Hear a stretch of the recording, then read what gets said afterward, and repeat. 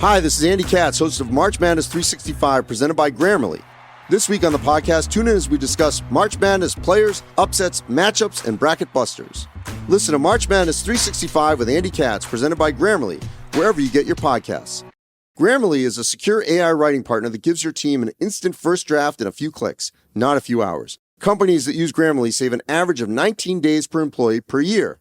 Grammarly works seamlessly across 500,000 apps and websites. Get personalized on-brand writing help everywhere your team works. Learn what better writing can do for your company at Grammarly.com. Grammarly, easier said, done. What happened was I had made the appointment, then the explosive BMs were happening and whatever. I know, explosive BM is enough for me to go make an appointment with a different vet or take it to an emergency. This is the plaintiff, Florence Lushinsky. She says she bought a puppy from the defendant's shop, and she knew it was love at first sight because the puppy looked at her and started sneezing at her. It was like she was sending her a signal or something. Unfortunately, the puppy she named Harley got sick and tested positive for parasites. She's out $1,600 in vet bills and is suing the defendant because she sold her a sickly dog.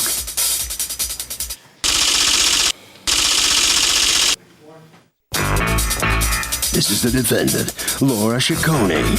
She says the plaintiff reached out to her with a vet bill 4 months after she sold her an adorable, healthy puppy.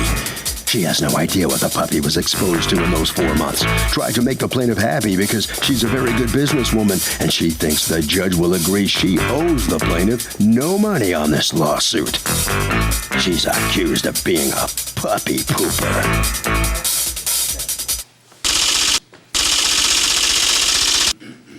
All parties, please raise your right hand. What you are about to witness is real. The participants are not actors. They are actual litigants with a case pending in civil court. Both parties have agreed to drop their claims and have their cases settled here before Judge Marilyn Millian in our forum, the People's Court. Be seated, come to order, please. Litigants have been sworn. Okay, Florence Lushinsky? Yes. You are suing Bark Avenue LLC, represented by Laura Ciccone. You're the owner, for $1,600 in vet bills that you've had to expend because, according to you, she sold you a defective puppy. Tell me what happened. Well, I came to the pet store to buy a puppy to keep the dog that I already had at home company. And I did notice when I went to purchase the puppy that the puppy didn't want to be picked up. It was in a stall, and it would go to the back of the stall. And when I turned my back on it, or I go to leave the room, she'd sneeze at me. So I kind of had an attachment to her right away. I know nothing says I love you more than avoidance and a sneeze. Okay. Go ahead. So I brought her home, and she was and still is as sweet as can be. And what happened after a few days was the stool became very shiny looking, and it kind of got worse little by little by little.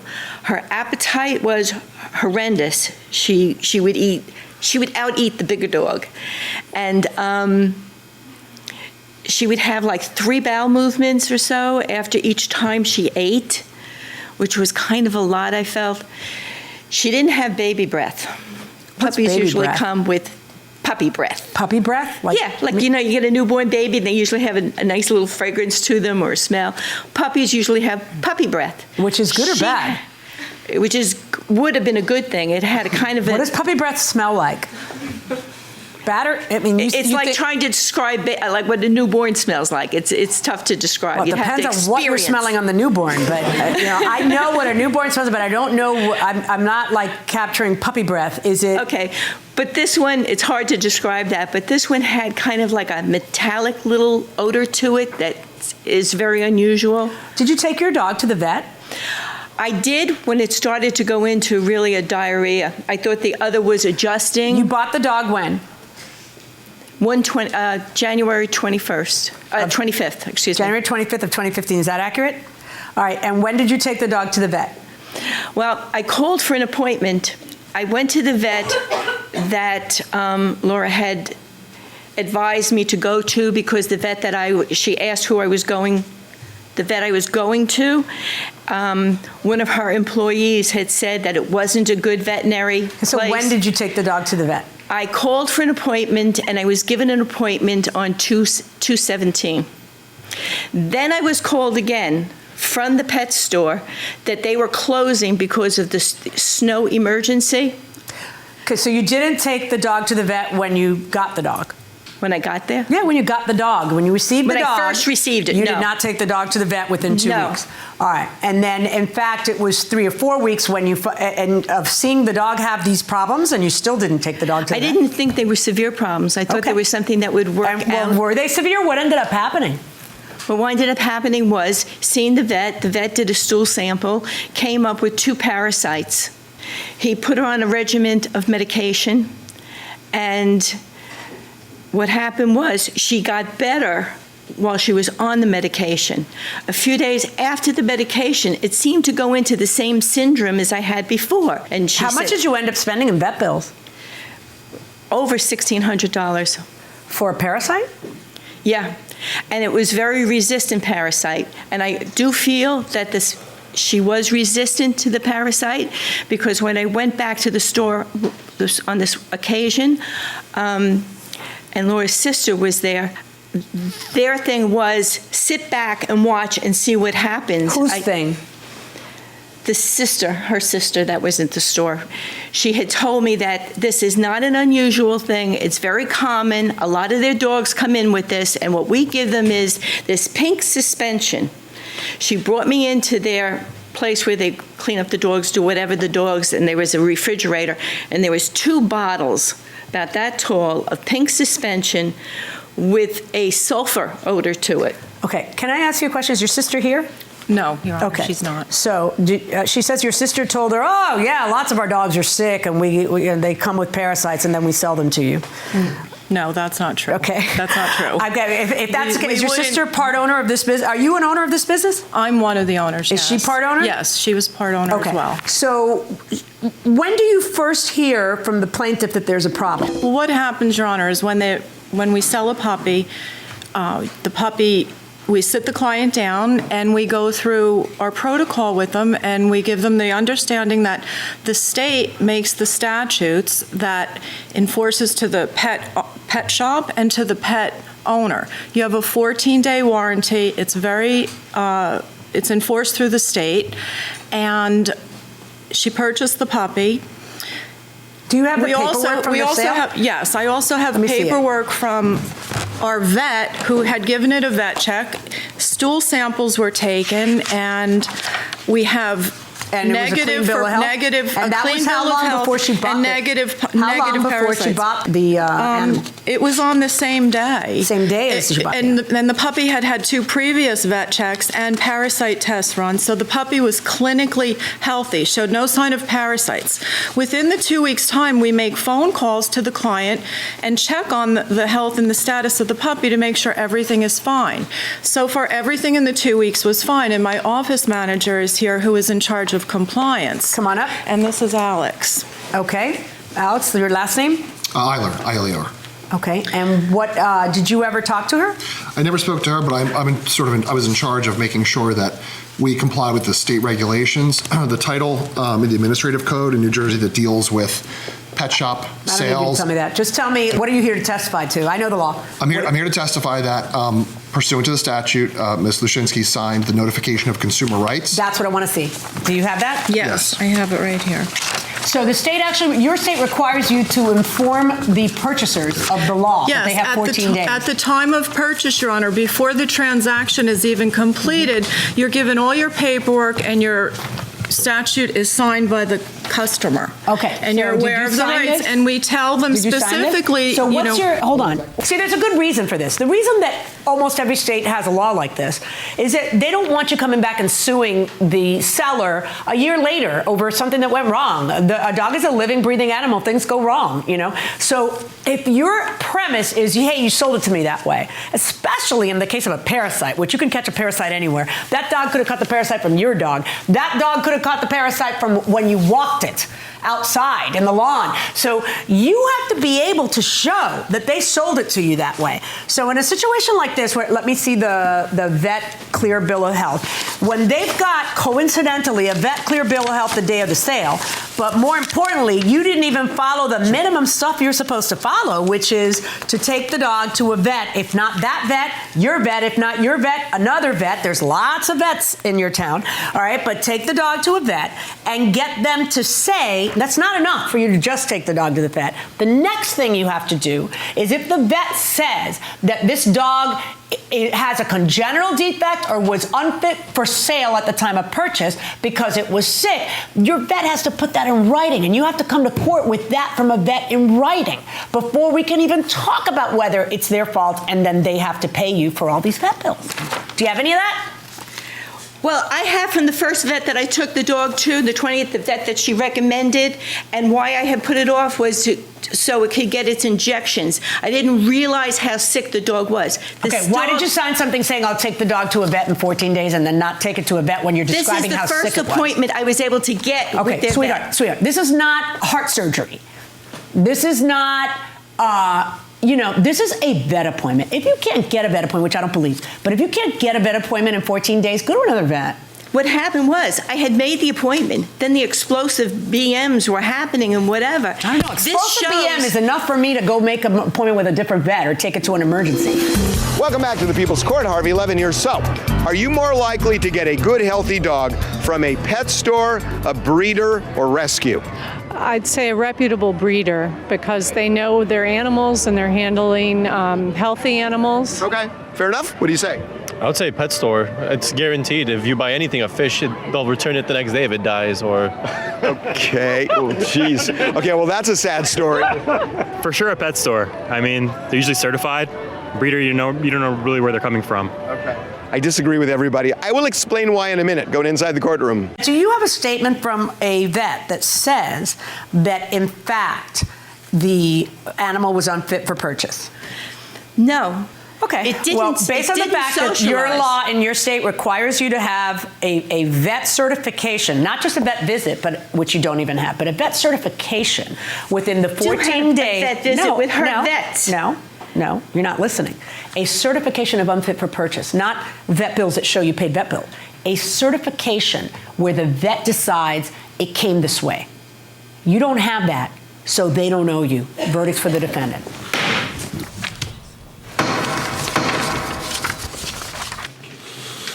And so getting word that you were a little lacking on the evidence there, you find out that you lose this case because of that. What's your first reaction to this outcome here? I'm not a happy camper, and I'll tell you why. Is this Harley here? This is Harley. Oh. Yeah, go ahead. First of all, I felt it could be corrected, but second of all, I was directed to this vet because he had given her for first shots, and this is when we were supposed to go, and she knew when I was going, and I really feel that since they have this kind of supply of medication in their refrigerator for sick dogs that come in on trucks, that I would have gotten something. Are you attracted to anyone who sneezes around you? Not anyone that sneezes. No. But this puppy, it's a pretty unusual thing for a dog. She's doing really very well. Oh, good, okay. All right. A lot of energy now and very happy. Oh, good. All right, good luck with Harley. Thank you much. All right, so step on in here and put yourself in her shoes. What do you think of the outcome here? Well, I think the outcome was fair. These are why contracts are in place for both parties. And if you sign a contract, you have to agree to the stipulations. What do you think happened? And I think she took her healthy puppy home and she waited a month before she even took it to a vet or any issues came up, and she had to blame someone. Is there a chance that parasite or whatever came along with the dog? Well, we ran the tests, and the tests came out negative. The puppy had healthy, solid poops when she left. Okay, good. Harvey? Okay, you know what? I'm going to stand on my little soapbox here for just a second. I got to tell you something. Rescues, I think, are the best dogs, the best choice, because it's the weirdest thing. I've had a bunch of rescue dogs. They never forget that you saved them. It is weird. I know it sounds weird. They know, they get attached. They're not overly bred where there are inbreeding problems. They're fantastic dogs. I'm just telling you, they really are. That will do it for this case. Litigants for the next case on the way into the courtroom right now.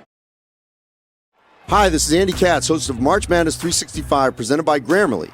This week on the podcast, tune in as we discuss March Madness players, upsets, matchups, and bracket busters. Listen to March Madness 365 with Andy Katz, presented by Grammarly, wherever you get your podcasts. Grammarly is a secure AI writing partner that gives your team an instant first draft in a few clicks, not a few hours. Companies that use Grammarly save an average of 19 days per employee per year. Grammarly works seamlessly across 500,000 apps and websites. Get personalized on-brand writing help everywhere your team works. Learn what better writing can do for your company at Grammarly.com. Grammarly, easier said, done. This is the plaintiff, Kyle Rickard. He says the defendant, his landlord, damaged his car after using a broom to clean off the snow. He now has scratches on his windshield, hood, and roof, and his 2000 Honda used to be in mint condition. Now he owes $2,474.23 to get his car back the way it was, and is suing the careless landlord here and now for every single cent of it.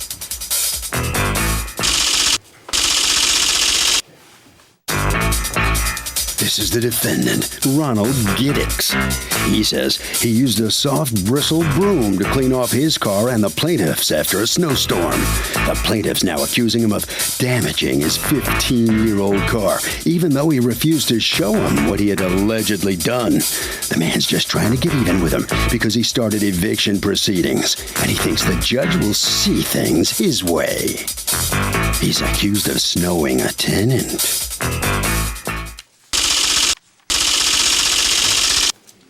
All parties, please raise your right hands. Welcome back to the People's Court. Next case in the docket. The plaintiff says his landlord damaged his car by trying to clean snow off with a broom, but the defendant says he used a soft bristle broom. It's the case of the snow job.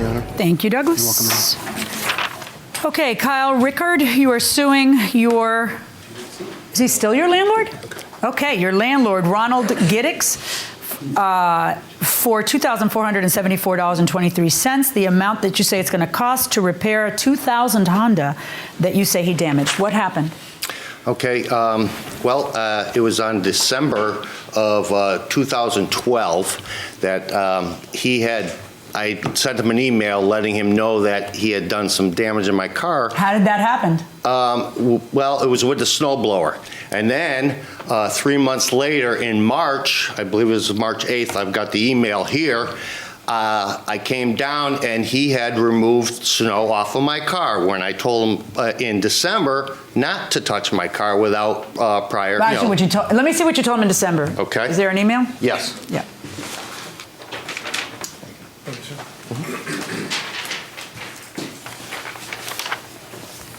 Now, do you live there also? Yes. Oh, so you're also neighbors. Okay. Just a couple of things. I hope you had an enjoyable Christmas. The last time you cleared the driveway, I noticed that some spray from the snowblower was on my side of the car. There's a chip on my driver's side door. It wasn't there before. I'd wiped down the car the day before, and I'm sure it was not there. I'm sure it was not intentional, but if you could allow me to move my car before snow blowing around my car, I would appreciate it. Okay, fair enough. Also, could plow a path to my oil fill on the side of the house because the oil company said that if a path is not cleared, they won't make delivery. Okay, so you sent in that December 29th, and then what? And then it was in March 8th that he removed the snow from my car. So I sent him another email. How do you know he removed the snow from your car? Because I came down and it was all cleared off, and he's the only one who would remove snow from the car. So I sent him an email. It says, Ron, I was wondering if there was a reason why you cleared the snow off my car today, with a question mark. And his responses I really don't think I can read on, but I'd let you. Okay. You start from the bottom and work your way up.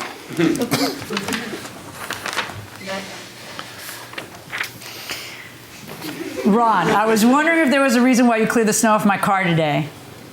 And he answers, I cleared it off with a soft push broom, the same one used on my car, so I could snow blow the snow away.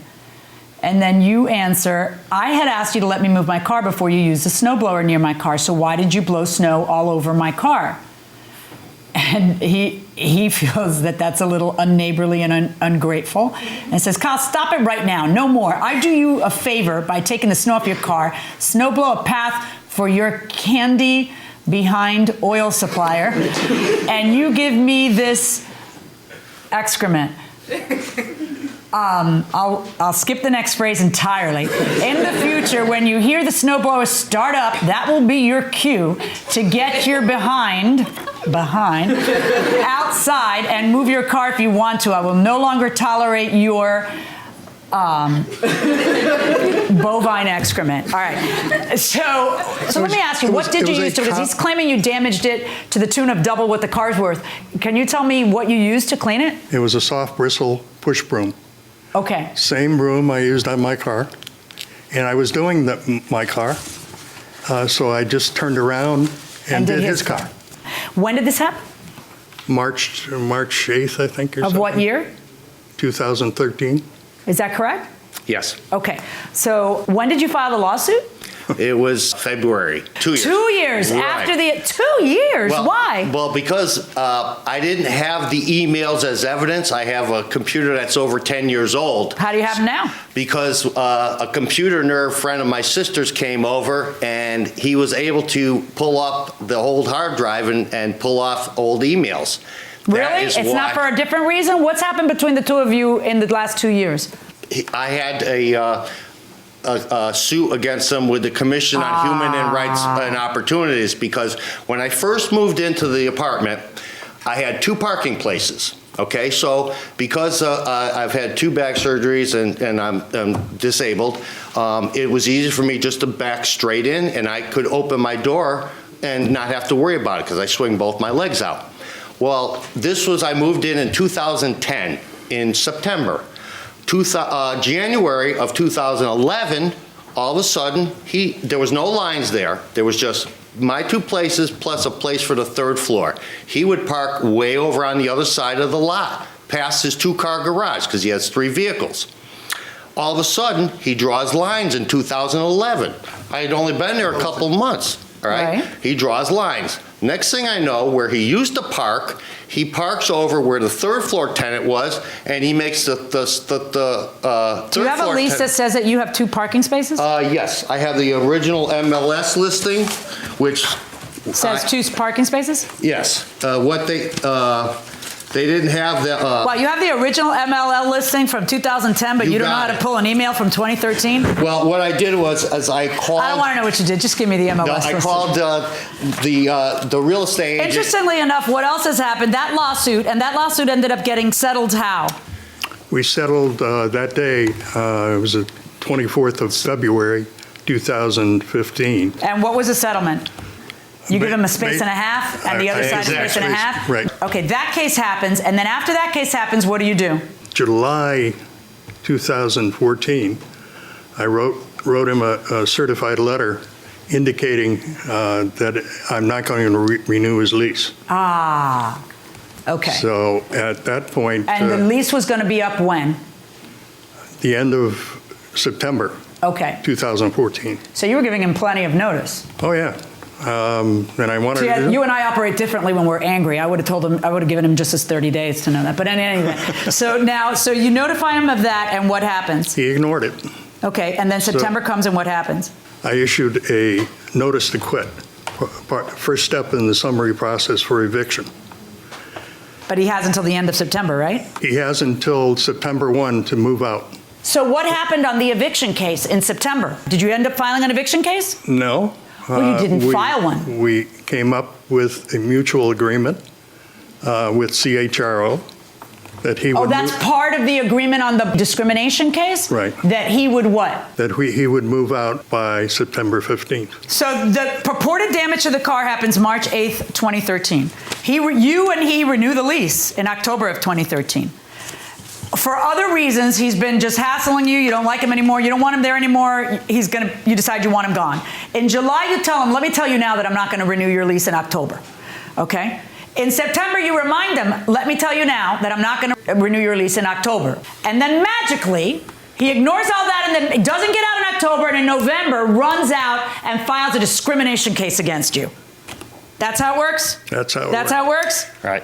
Yeah, But you got the system down, don't you? It started sooner well, than if that. you don't like that the year. parking space, you should have just gone out because you had no right to continue living there. That's called a holdover tenant. So instead of shaking, rattling the everyone's cage and saying discrimination against, people like me who are on disability, why don't you just not live there anymore after the date that you didn't have a right to live there because your lease had expired and he hadn't renewed it? Well, Stop. That's called a holdover tenant. You're supposed to pay double rent at that point in some states. Okay? So you file that's the best way to stay there because obviously you folded like a cheap suit. All right, so now you end up going to the hearing and you not only give him a space and a half, but you renew his lease for a year?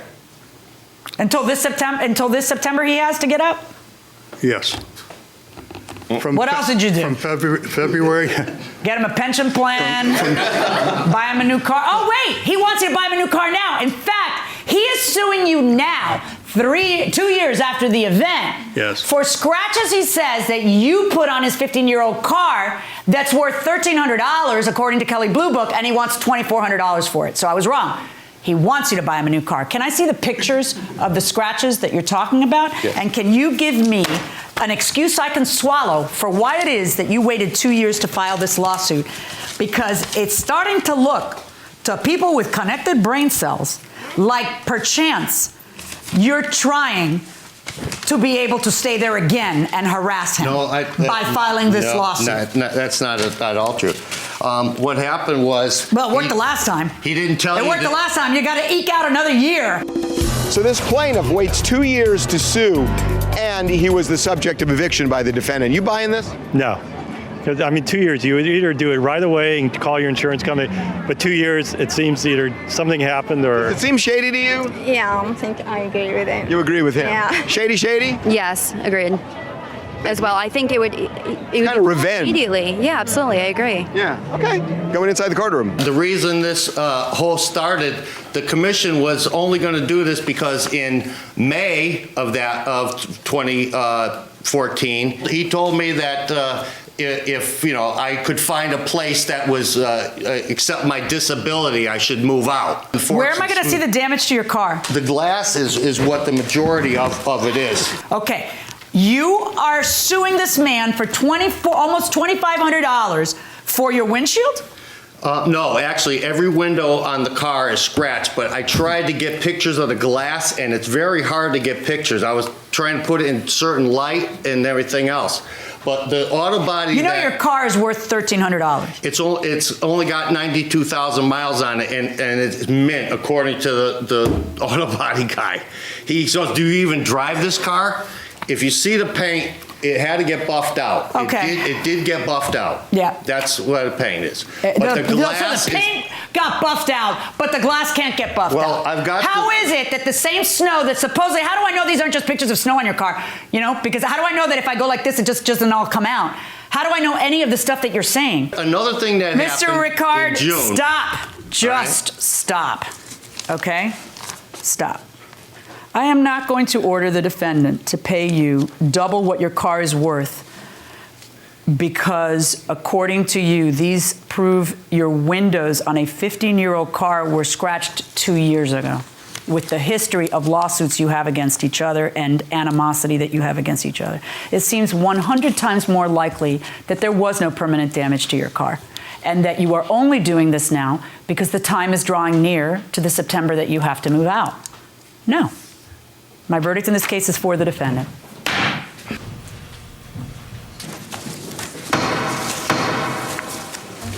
Well, here comes the plaintiff, Mr. Ricard. Step in, and you can't win them all. Here, step forward a little bit. Yes. Come on.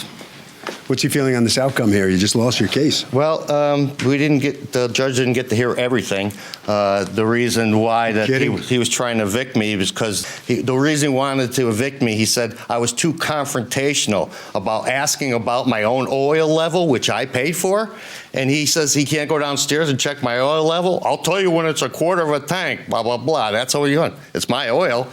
But, you know, these are some of the things that he went up against. Right. And he didn't like to have to move his sports car to park in the other spot. So All right. Well, he's a soon little upset. soon you'll be out of there and finished with him. Yes, thank God. Right. Thank God. Thank you. All right.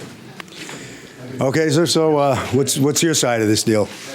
I'm very pleased with the judge's decision. What's this been like? It's been hell on earth. Well, so I'll ask you the same thing. What is it between the two? What is it with you guys? As I told him, Is it you or is it him? He's always confrontational about anything and everything, and it's just too much. And you love it. And I love it. Yes, I'm here. Harvey? Okay, you know, Kurt, aside from the fact that the plaintiff's lawsuit is completely bogus, you cannot get more than what the car is actually worth. And that will do it for this case. Litigants for the next case on the way into the courtroom right now. This is the plaintiff, William. He says he and his girlfriend decided to rent an apartment together, gave the defendant a deposit, and he agreed to make some necessary repairs before they moved in. When he returned weeks later, the work wasn't done. There was a terrible smell in the place, and something just wasn't right. So he decided to pass on the place. The defendant refuses to return his money, and he's suing for the $300 he told him.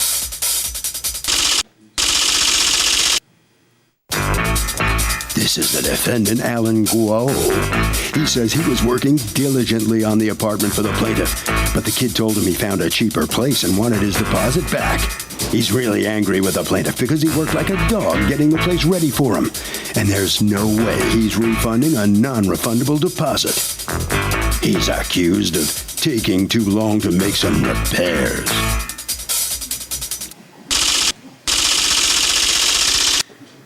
All parties, please raise your right hands.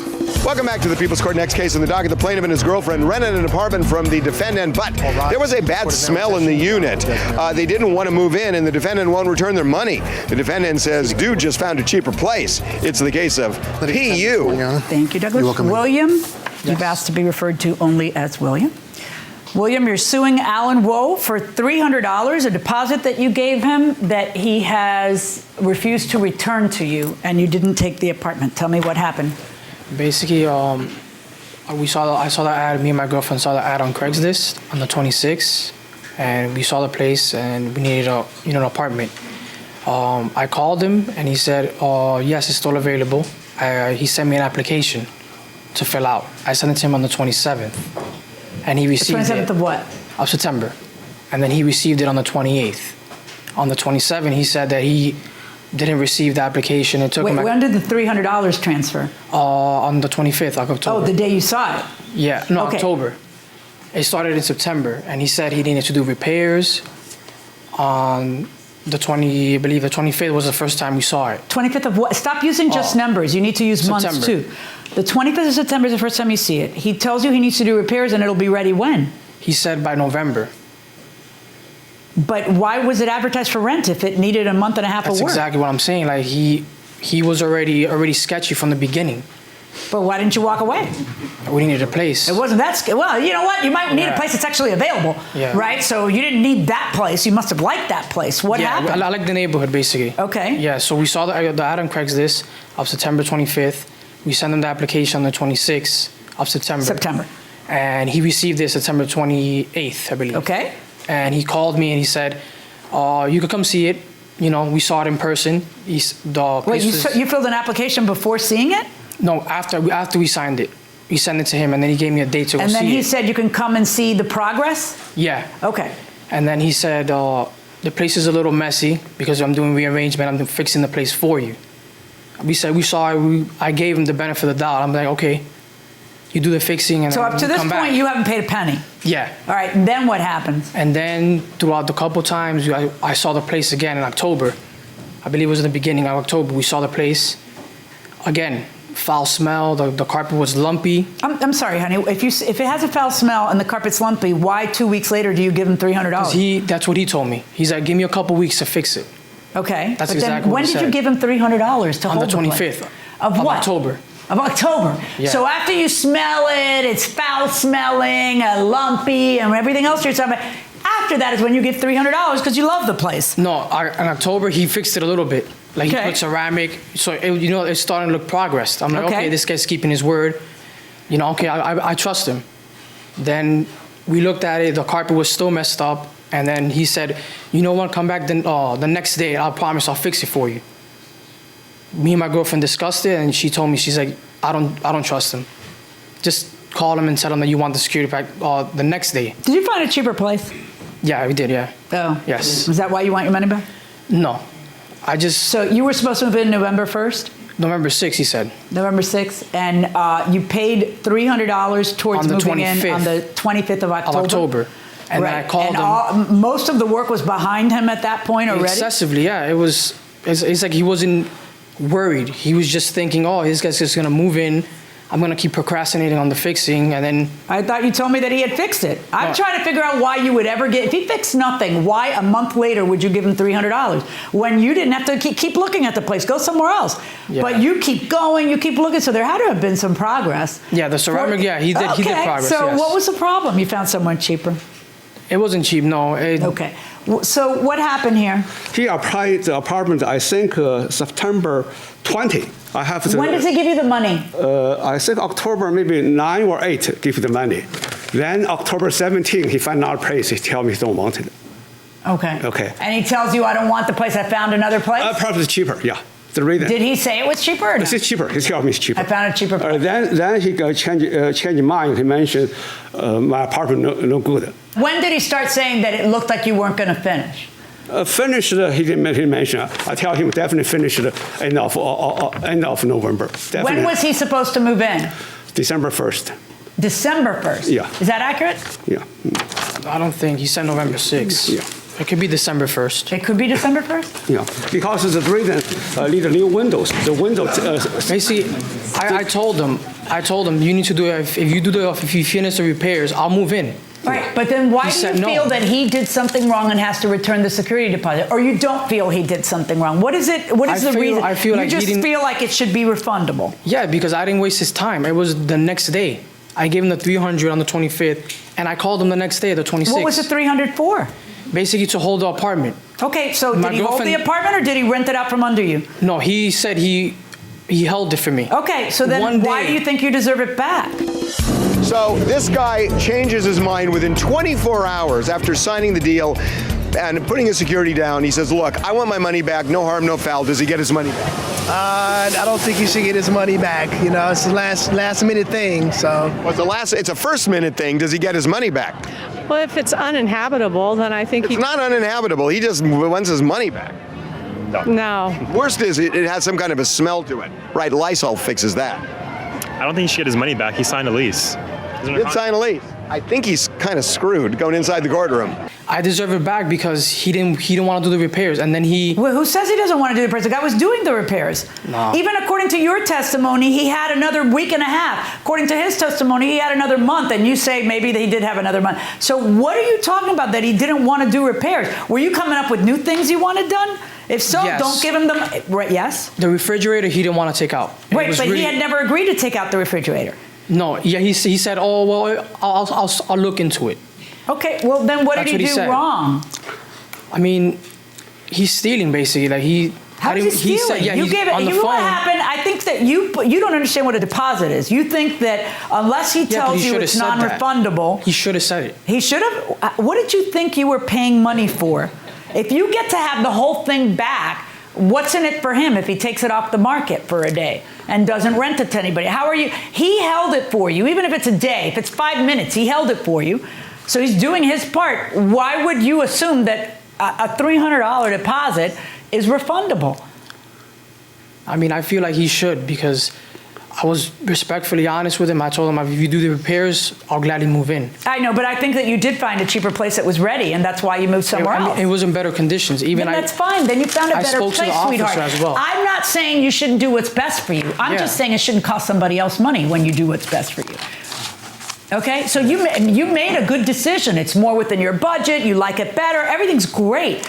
The part that stinks is when you go to court and you sue him for $300 because you don't really have the right to have it back. You say he has to tell you it's non-refundable. I say you have no right to think a deposit is refundable unless it says refundable. Why would it be? He's holding the place for you. That's what he did in return for your $300. I hear what you're saying. Well, it was the next day. I don't know. He says it wasn't the next day. He says it was a week and a half, 2 weeks later. But either way, we have a bright line rule in the law, and when you're giving a deposit for somebody to take it off the market, and they say, "Okay, I'm taking it off the market. I'm not gonna do anything to put it in the paper. I'm not gonna find another tenant. You're taking it." You give them the money. You're holding the place. That's what the money's for. You don't get to then say, "Well, I changed my mind and I want the money back." You don't. It's non-refundable. By default, the legal position is that it's non-refundable. So I find in favor of the defendant in this case. Good luck, folks.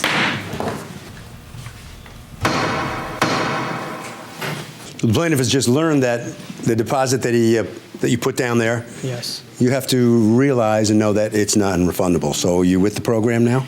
I mean, yeah, I do, but I mean, I still think that he should have, kept his word as in fixing the place and not giving. Well, he had a little bit more time. Maybe if you gave him the full amount of time, that he might have fixed everything. Yeah, well, the next day I told him I don't want the place. Therefore, I didn't waste his time. It's only one day. I mean. Mm-hmm. One day, or as the judge said, even 5 minutes. Once that. Yeah. Okay, so that decision cost you $300 to leave that place and go to the one you have now. Yeah, I'm happier now. Right? I mean, I don't got to deal with this guy no more. All right, so it was a good decision all the way around. Okay. Thank you. All right, head right down this way. All right, so come on in here and step next to me and tell me what do you think of this ruling? It's fair. Mm-hmm. It's very fair. Because I spent over $2,000 for the ceramic tile and change the window and so on. Yeah, it's slowly, but I mean, progresses. Yeah. Mm-hmm. So, yeah. So have you rented the place? Somebody's not interested. They didn't give me deposit. So, but another sense is, okay. I get a CG from. Okay, let's just leave it at that. Okay. Okay, Harvey. Okay, security deposits are not automatically non-refundable. You have to show that there's either, a problem where you lose money for rent or there's damage to the unit. In this case, the landlord can't just turn around and re-rent it, so the plaintiff is out of luck. Hi, this is Andy Katz, host of March Madness 365, presented by Grammarly. This week on the podcast, tune in as we discuss March Madness players, upsets, matchups, and bracket busters.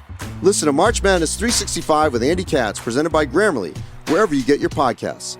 Grammarly is a secure AI writing partner that gives your team an instant first draft in a few clicks, not a few hours. Companies that use Grammarly save an average of 19 days per employee per year. Grammarly works seamlessly across 500,000 apps and websites. Get personalized on-brand writing help everywhere your team works. Learn what better writing can do for your company at Grammarly.com. Grammarly, easier said, done.